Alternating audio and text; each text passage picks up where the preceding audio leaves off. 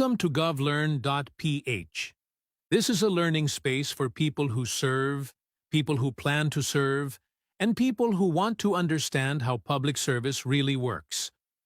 Dito, pinag-uusapan namin ang rules, systems, skills, and decisions. Hindi lang concepts. Totoong trabaho, totoong lessons, totoong pananagutan. govlearn.ph exists to support ethical and competent public service. Naniniwala kami na learning protects people, learning strengthens institutions, learning improves service. Salamat sa pagiging bahagi ng sesyon na ito. Makinig tayo, matuto tayo, maglingkod tayo ng mas maayos. Paalala sa mga manunood. Ang mga pananaw at opinyon ng host at panauhin ay sarili nilang mga pahayag at hindi kinakailangang sumasalamin sa opisyal na posisyon ng govlearn.ph o ng kanilang kinabibilangang ahensya. Ang talakayan ay para sa pagkatuto at pag-unawa. Pinapayuhan ang mga manunood na gumamit ng wastong pagpapasya.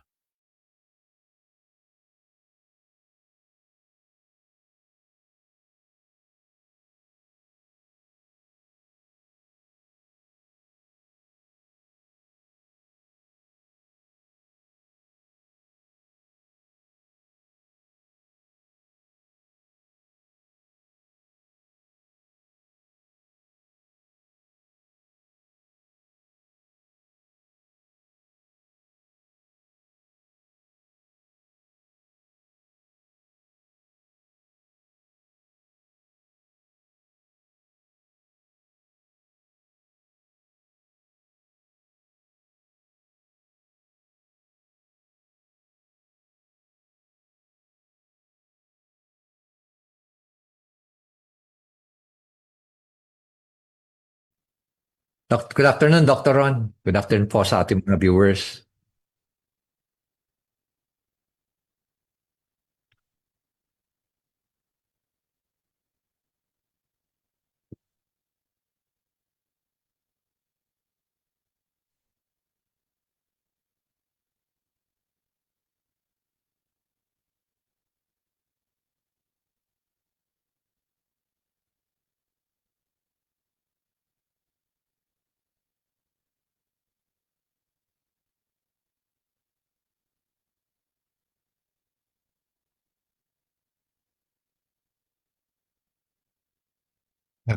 Good afternoon, Dr. Ron. Good afternoon po sa ating mga viewers.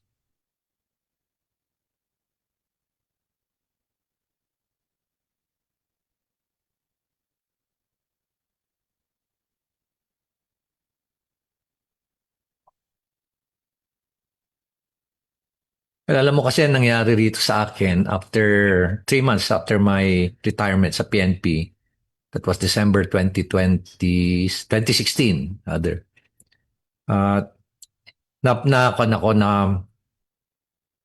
Napunta ako sa Still Asia, no?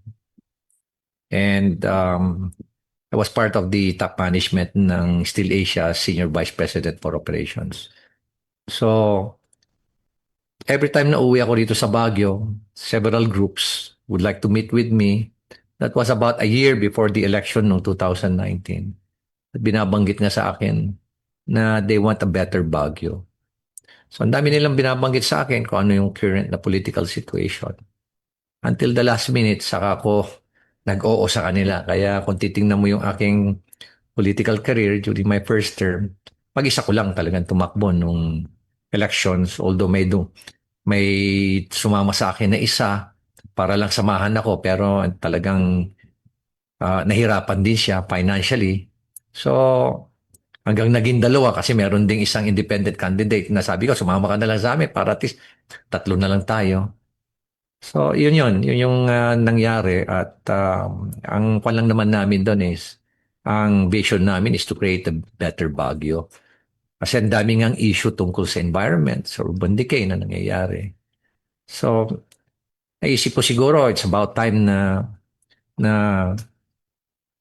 tulungan ko rin ng Baguio at magkaroon ako ng contribution sa pagpapaganda ng Baguio. Although napakaganda ng aking buhay sa corporates, pero naisip ko na Siguro, kailangan ko na rin uling bumalik sa public service. It's not all about money kasi. It's not about fame. It's not about position. It's about a sense of fulfillment na mararamdaman mo every time you join public service. Kung titingnan mo nga, ko-compare mo yung sweldo, napakalayo eh. Napakalayo ng sweldo. Kaya, ah, nandito tayo ngayon. At naisip natin na napakahirap pala ng maging local chief executive, especially kung you adhere strictly to good governance. Sir, kilala po kayo sa advokasya ng integrity at transparency po. Paano po ninyo ito isinasabuhay sa aktwal na pamamahala ng lungsod ng Baguio? Well, it's all about leadership by example eh.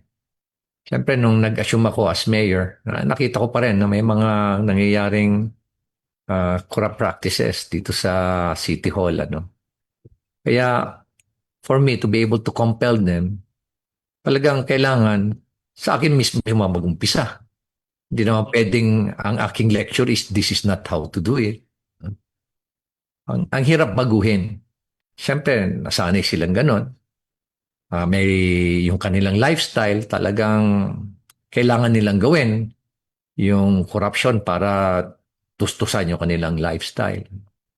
Tapos since it became a norm, mapakahirap baguhin din. Kaya ito ngayon ang ginawa ko para mabago, kailangan you have to lead by example. And mag-umpisa lahat sa akin eh. Siyempre, gumamit ako ng iba-ibang sistema. Gumamit ako ng performance governance system. Humingi ako ng tulong sa ISA, kay Sir Jess, former Secretary Jess Stanislao. ISA is one of the biggest and most active institution for solidarity in Asia that transforms corporate and government sector. Nagkaroon kami ng experience sa kanila during my time with the Philippine National Police, yung transformation. Sila rin yung nag-transform ng AFP, pati iba-ibang ahensya ng gobyerno. Kaya talagang malakas din ang loob ko na humingi ako ng tulong sa kanila dahil kakilala ko na sila. At very naman kung sila, very accommodating. Meron din kaming ISO na ginawa. Ito yung 9001-2015. Tapos meron pa kami no 5S. Marami pa kaming mga programa rito para maging transparent kami, accountable kami. And at the same time, very strong yung participation ng citizen. Isa na rito yung tinatawag natin open government partnership.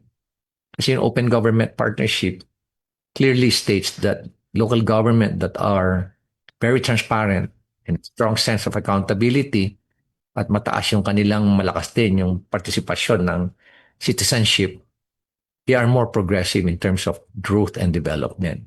Kaya sa buong mundo, there are only 170 local government units out of the hundreds of thousands of LGUs. At dito sa Pilipinas, out of the 1,600 na mga plus na mga local governments din, apat lang kami membro ng OGP. So it's a global network.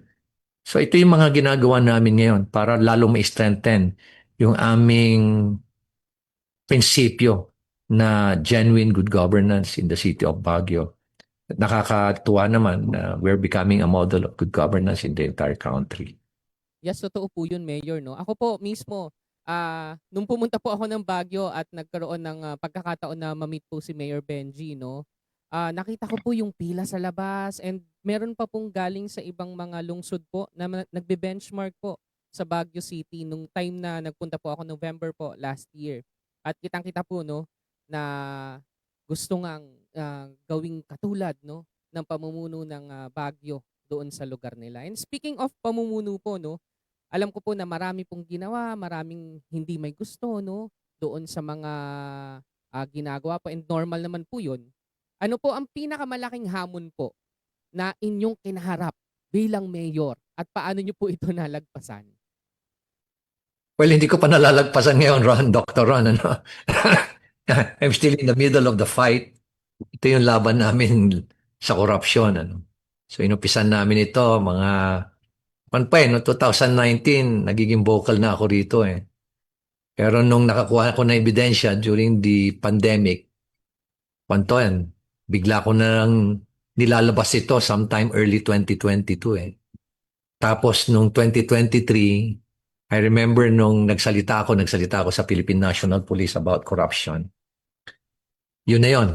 Na ang ginawa ng Philippine National Police, yung speech ko, yung talk ko doon, pinablish nila na wala akong kalam-alam. Kaya in a matter of few days, bigla nakakatanggap na ako ng maraming text messages at mga tawag na, Benji, wag mo na ituloy yan. Kawawa ka lang dyan. O yung iba naman, mas marami yung nag-encourage sa akin.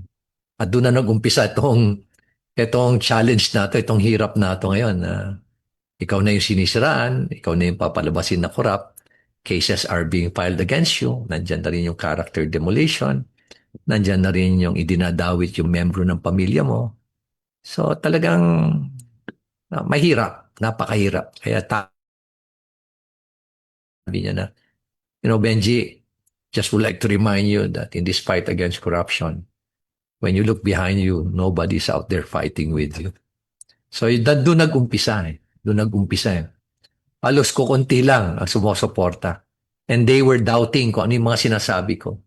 To the extent na babanggitin pa nila na gusto lang tumakbo ng presidente yan. Yung mga ganun ng mga allegations na puro paninira na lahat. So, eto ngayon, nandito kami ngayon at talagang ang dami ng kaaway. Hindi lang mga kontraktor na nasasangkot dyan sa mga kalokohan na yan, pati na rin yung mga bureaucrats, lalo-lalo na yung mga miyembro ng DPWH na talaga namang sumama na rin sa pagnanakaw, inumpisa na rin nila lahat. Lalo-lalo na yung mga politiko na napaka-powerful ngayon. At bilyong-bilyong piso ang kanilang ninakaw. So kaaway mo lahat yan. At syempre, talagang gustong may gawin sa'yo. Sandali lang nila. Sa laki ba naman ng pera nila? Doon nga sa Abra, 3,000 nga lang. Pwede nang pumatay ang tao doon eh. 3,000. Ano pa kaya kung bilyong-bilyong pera? Bilyong-bilyon yung ninakaw mo, pera mo. So, kaya mo mag-hire. Those are the challenges that we're facing now. Both security, hindi naman tungkol lang sa akin. When it comes to safety, siyempre, pamilya ko. Yung security ko, may mga pamilya din yan. Yung driver ko, may pamilya din yan. At sino man na nakikisakay sa sasakyan ko, paano kung nagkataon naman na during that time, biglang doon na nila binalak. Siyempre, pasasaktan din lahat yan. Kaya napakahirap talaga, doktor. Napakahirap. And speaking of Baguio City po, paano po ninyo binabalanse yung tourism, environmental protection, at urban management po sa isang lungsod tulad ng Baguio City na talagang pinapangalagaan ang environment po? Yeah, tama ka dyan. Napakahirap balansehin yan. Kasi pag, alam mo, hindi pa kasama doon sa binanggit mo yung livability. Livability at quality of life. Diba? Sabi nga nila yan na naman yung mga turista. Sige, datating na yung turista, tayo mga taga Baguio, umalis na ulit tayo sa Baguio. Ganun na nangyayari. No? So, yung impact, the quality of life of the residents of the city of Baguio. But you have to strike a balance. Bakit strike the balance? Unang-una, yung turista namin. Tourism is the biggest driver. One of the biggest driver of our economy. Ngayon nga, nararamdaman namin. Nung pandemic, nararamdaman din namin. Dami naghihirap. Hirap ang tao. Kaya talagang kailangan din talaga ng tourism. No? Kailangan ipaunawa mo rin sa mga ibang mga tao, lalo-lalo yung mga residents na we cannot do away with tourism. Kailangan mong mag-introduce ng tinatawag na sustainable tourism to make sure that it doesn't destroy yung environment.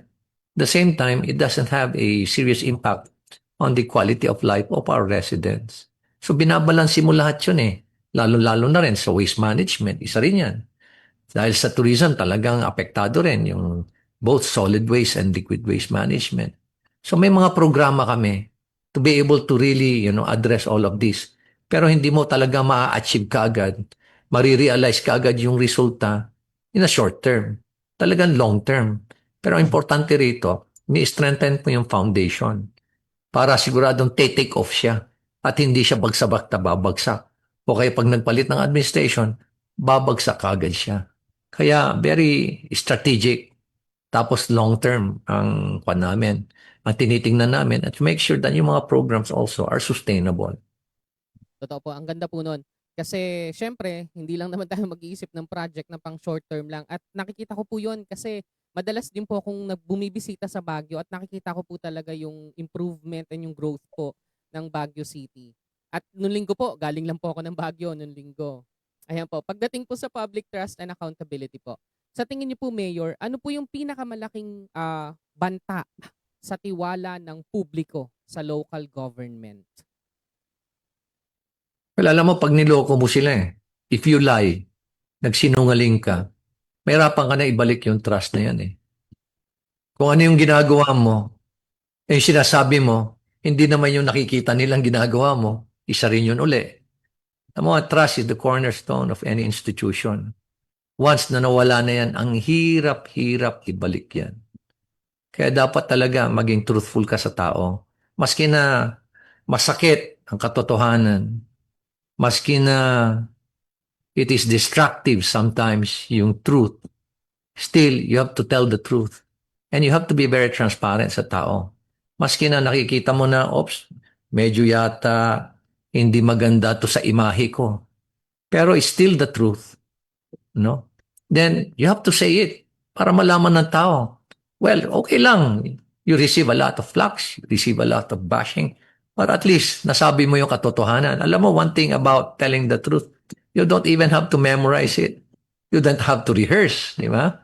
And one thing about lying, once you lie, you have to commit a lot of lies, to cover up your lies. Yun ang problema dun Kaya talagang, yun nga yung isa sa mga hallmarks ng good governance. Yung truthful ka sa tao, sa mga kababayan mo. And not only that, sa kapwa mo Pilipino, kailangan talaga makatotohanan ka. Kaya nga may tinatawag tayo, matino, maayos, at masipag na gobyerno. Ayun po, totoo po yan. At alam niyo po mga kababayan, sa mga nanonood at nakikinig ngayon, ako po ay nag-send ng guide questions. Sa totoo lang po. Pero hindi po talaga binasa ni Mayor, no? Hindi binasa ni Mayor. Oo, gusto ni Mayor na talagang sagutin ng hindi, yung pang hindi mo paghandaan. Kung ano yung binato, yun ang sasagutin. At alam si Dr. Ron, pag pinadalan ako ng guide questions, anong nangyayari sa akin? Structured yung sagot ko sa iyo It come from the heart. Kaya hindi mo mafe-feel yung sincerity ng isang tao kasi kumbaga minemorize niya. Baka sa harapan niya, dami-dami pang notes nababasahin niya. Ako, ayaw na ayaw ko yun gusto ko makita nila kung sino talaga ako. Ito ako ngayon, sinasagot ko yung mga tanong na hindi ko naman alam kung ano yung tatanong sa akin. Para at least nyo ako na makatotohanan, genuine at talagang lahat ng mga binabanggit ko, talagang sarili kong pananaw. Ayan po. Sa pagbabalik po natin, tayo ay magkakaroon lamang ng commercial gap. Sa pagbabalik po natin, pag-uusapan natin ang Mayors for Good Governance, no? Nakasama si Mayor Benji at isa po sa haligi po ng M4GG. Sa pagbabalik po yan ng Lingkod Bayan Unfiltered.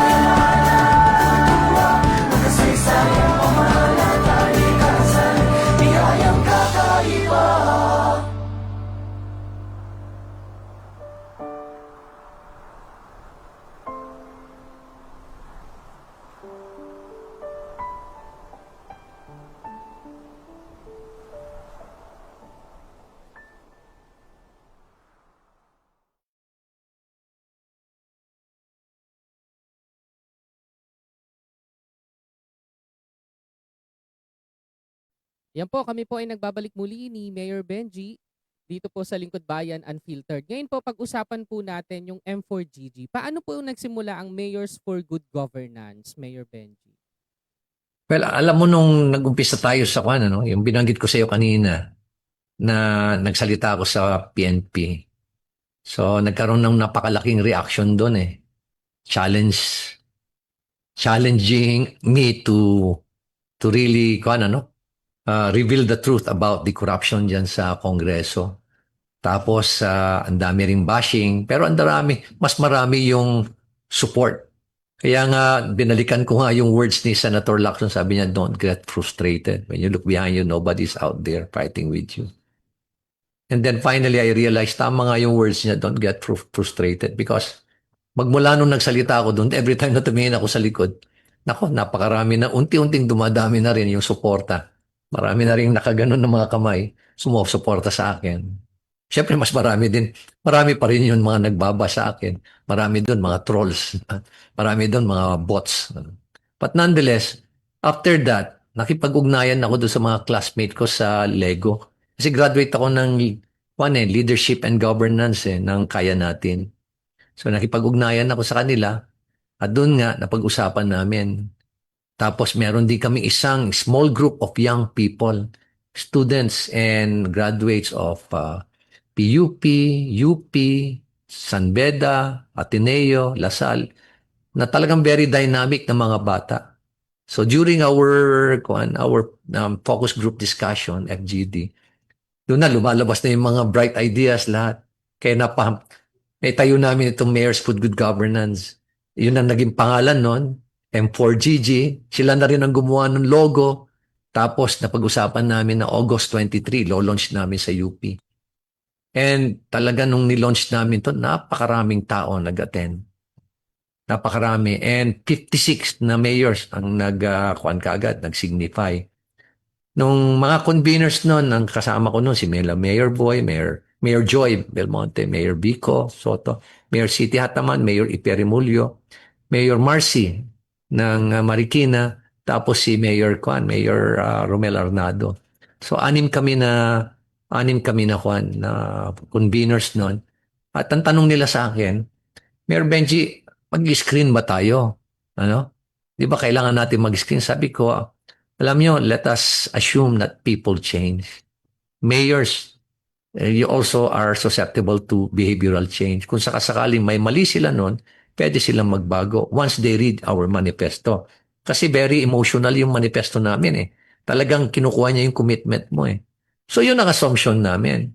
Until nung katapos noon, bumaki kami. And before the elections, numabot na kami ng 203. So ang rami na kami. Hindi pa kami marami, actually 203 kasi 1,600 plus ang mayors eh.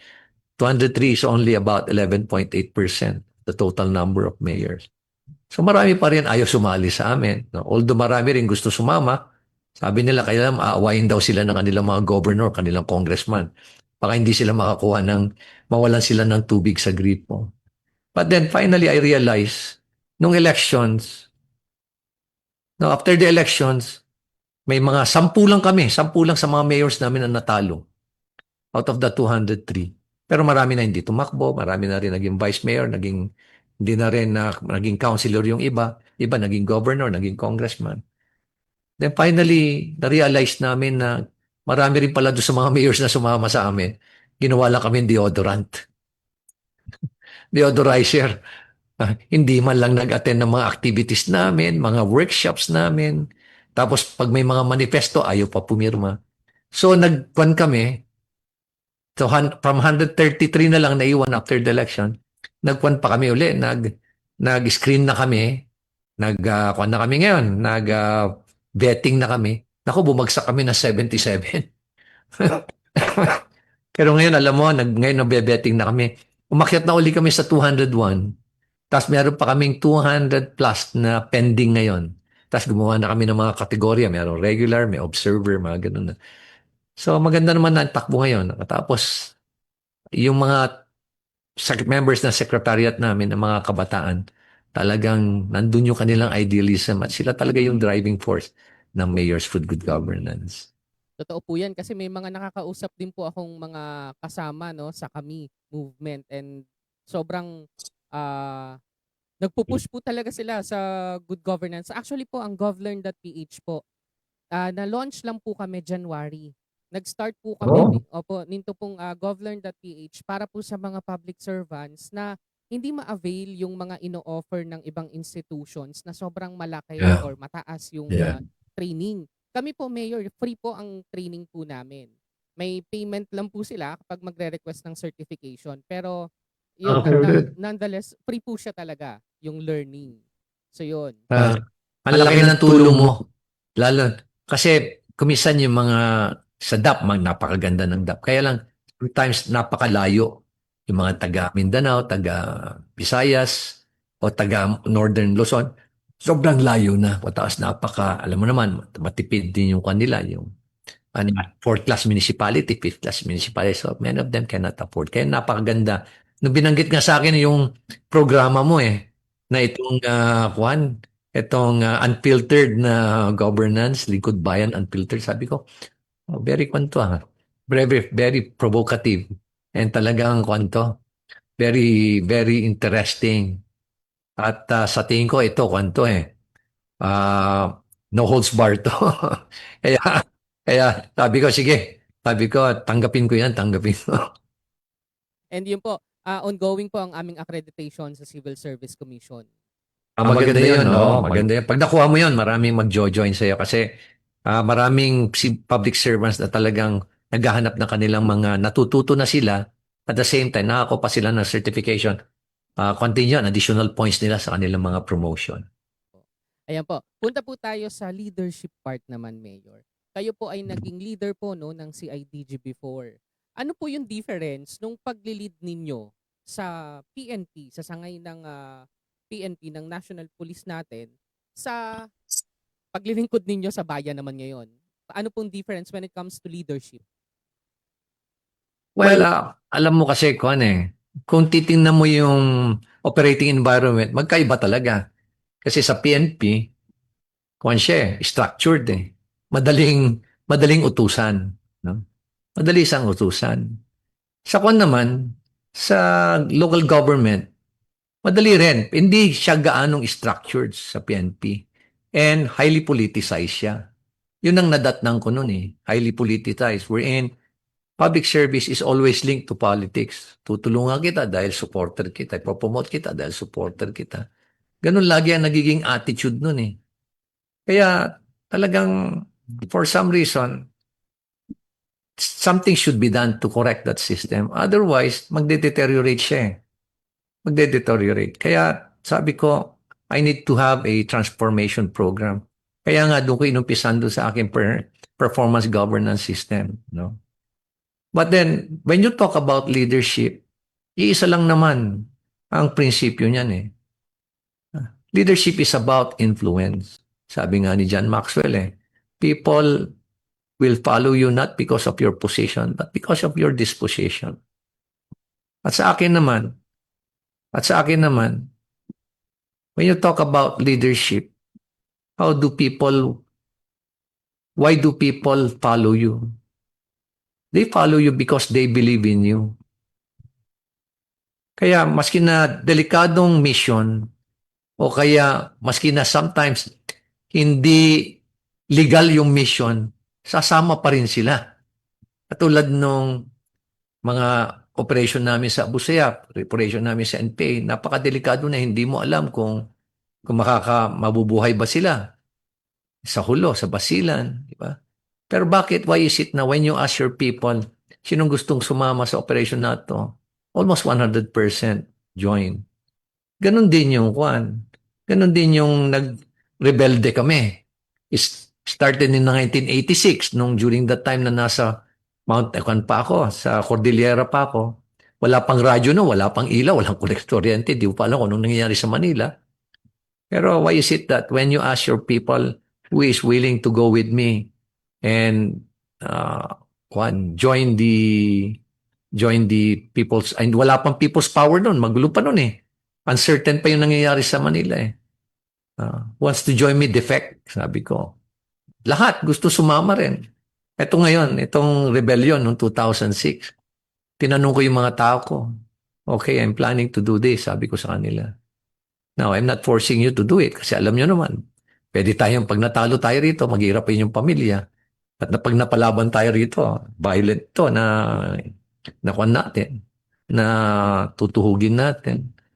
Pwedeng may mga maraming mamamatay sa atin.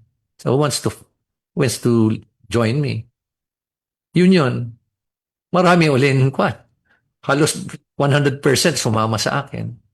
So, balikan ko ngayon about leadership. People will follow you if they believe in you. And what are the two things that will make them believe in you? Dalawa lang yan. One is competence. And second, na pinakamahirap na i-develop is the character. Ang ganda po nun, no? Yung dalawang C na yun, competence and character. At kailangan po yan. Lahat ng mga public servants po natin ngayon. Kaya nga po, dito sa Civil Service Commission, no? May hinahanap ng mga core competencies bago ka makapasok sa gobyerno. Yes. Opo. Oo. Ayan po. Pagdating naman po, Mayor, no, ito ay patapos na po tayo. Ano po ang inyong mga gustong i-advise sa mga, kasi palapit na ang palapit na po ang election ulit, no? Sa mga gustong tumakbo, no? Ano yung kailangan nilang dalhin or baunin para sa tunay na paglilingkod sa bayan? Well, alam mo, sana mawala na yung pananaw natin na traditional na makakatakbo ka lang kung wala kang pera. Diba? Dapat hindi ganun kasi napakaraming nating good leaders na kaya hindi pwede makatakbo kasi yung sistema, yung kalakaran natin is dapat may pera ka. Kaya nga dumami yung dynasty na yan eh. Kaya nga ginawa ng mga korap na traditional na politiko na maging mahal, magastos ang eleksyon para sila ang manalo. Diba? Pero bago ko sagutin yan, Doc Ron, gusto ko lang ibahagi sa iyo yung aking sentiment. No? Kaya naman sa aming Mayor's Good Governance, umiikot kami ngayon at binabago na uli namin yung aming advokasya. Nung unang advokasya namin kasi, it is about raising awareness on corruption and promoting the underlying principles of good governance. Doon kami nakatuon. Pero ngayon, napaniwala na namin. Dati-rati, pag sinabing good governance, parang question mark yung mukha ng tao eh. Tapos walang value. Pero ngayon, pag sinabing good governance, naintindihan na kanila kaagad. And lalo-lalo na yung corruption ngayon na dati-rati, kukunti lang ang naniniwala. When I mentioned to them about yung mali-malitang sa pera, yung mga perang hindi na nilalagay sa cash vault dahil hindi talaga magkasya, at yung pera nilalagay na sa kwarto dahil sa dami, sa bilyon eh. Alam mo ba, pag yung 1,000 peso bill, ini-stack up mo para maging 1 billion, ang dimension yan is 4 feet by 4 feet by 5 feet. Eh. So talagang nagkaroon ako ng computation yan eh. Using artificial intelligence. So nakita mo talaga na Juan, sobrang pagnanakaw ang ginawa. Sobrang katiwalian.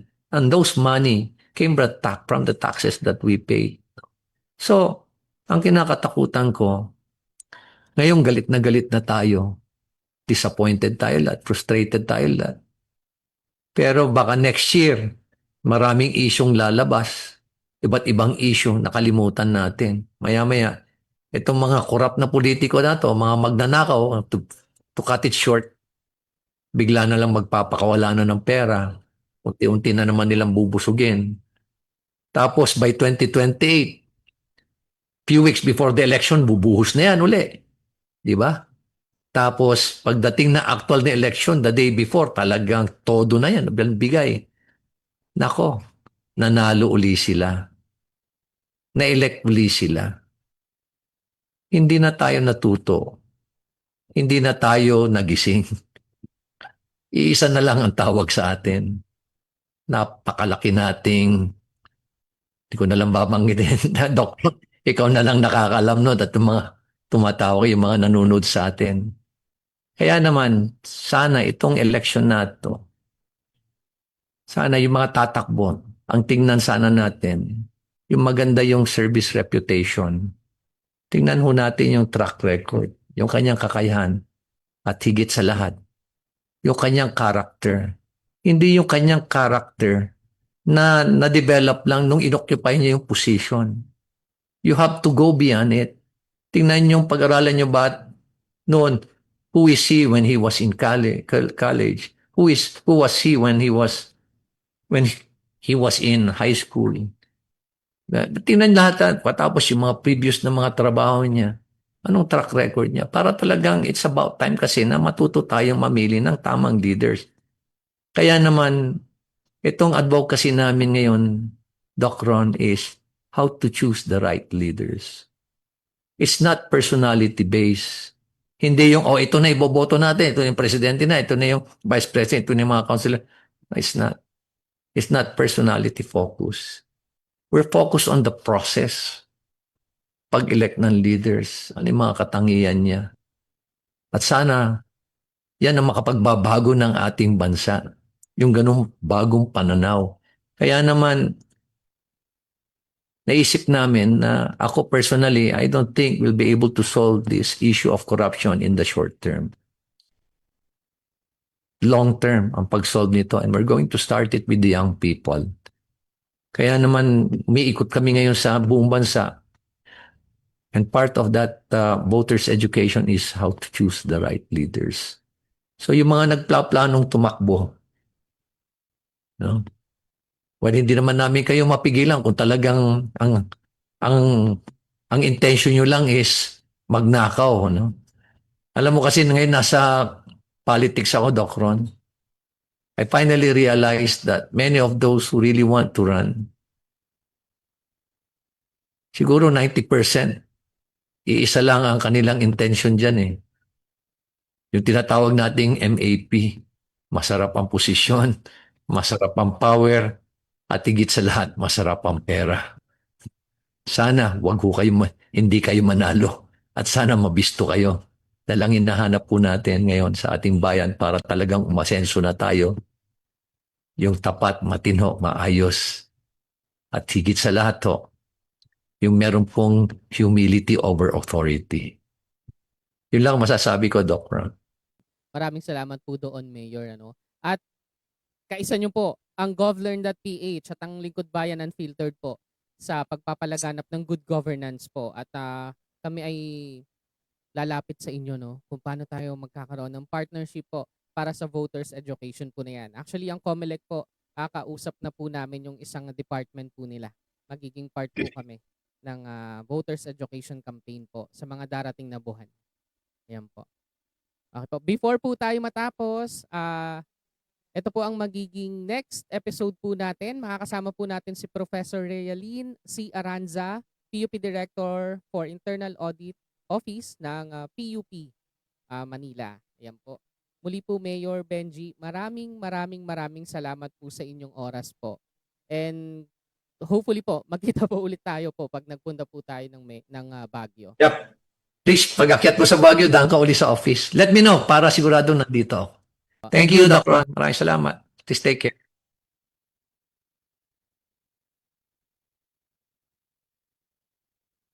Sa Lingkod Bayan Unfiltered, nakita natin na ang serbisyo publiko ay hindi lang posisyon, kundi araw-araw na desisyon. Maraming salamat po muli kay Mayor Benji Magalong ng Baguio City sa pagbabahagi ng oras, karanasan at pananaw. At salamat sa lahat ng nanood hanggang sa susunod na Lingkod Bayan Unfiltered dito sa govlearn.ph. Usapang totoo, serbisyong may pananagutan. Nasa Spotify na nga po pala kami at nasa YouTube. I-visit nyo lang po ang Lingkod Bayan Unfiltered. Paalam po, see you sa April 29 with Professor Realin Aranza. Paalam!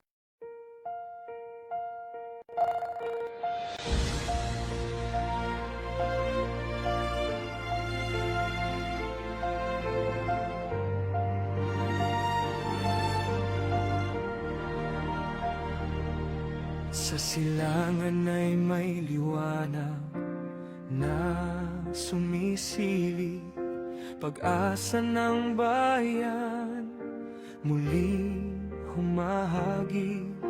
Sa bawat kawani na handang magsilbi, dala ay puso dangalang sinasabi. Hindi lang trabaho, kundi isang panata para sa Diyos, sa bayan at sa masa.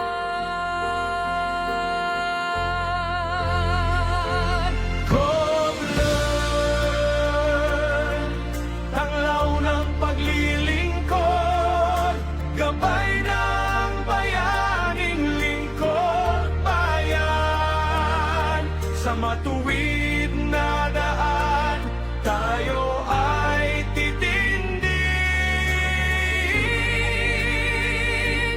Kovlan, para sa bayang inibig.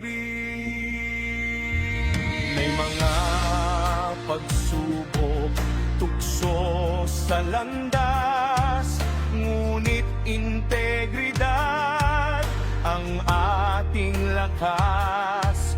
Kaalaman ay palawakin, isip ay hasain, ang tama at totoo ang ating pairalin. Walang maiiwan, sabay sa pag-angat, tapat na serbisyo, sapat at nararapat. Kovlan,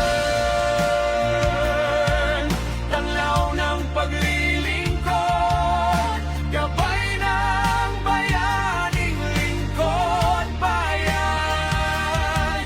Sa matuwid na daan, tayo ay titindig. Kovlan, para sa bayang inibig.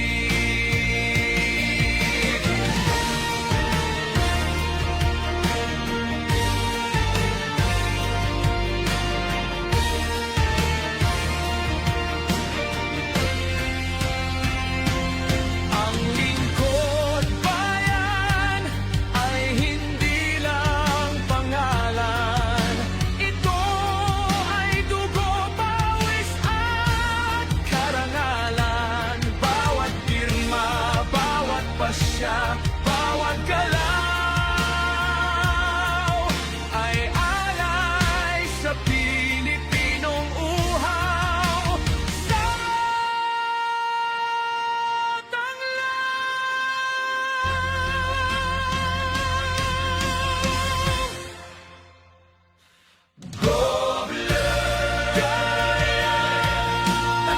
ng paglilingkod, gabay ng bayaning lingkod bayan. Sa matuwid na daan, tayo ay titindig. Kovlan, para sa bayang inibig. Kovlan, para sa bayang inibig.